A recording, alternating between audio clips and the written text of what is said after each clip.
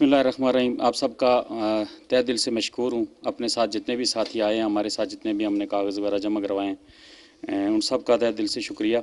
मैं अपने हल्के से इंशाअल्लाह भरपूर मुतमईन ना होता तो कभी कागज़ ही ना जमा करवाता।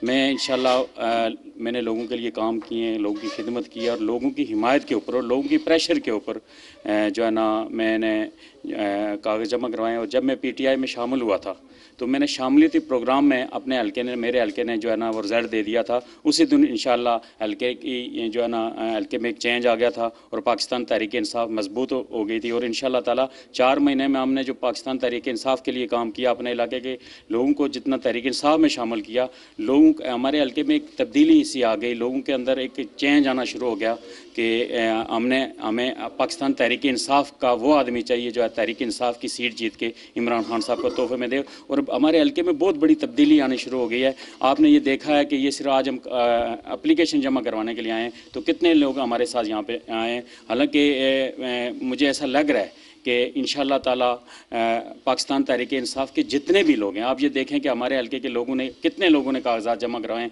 इसका मतलब है कि तहरीक इंसाफ हल्का नंबर 5 में भरपूर कुव्वत बन के सामने आई है।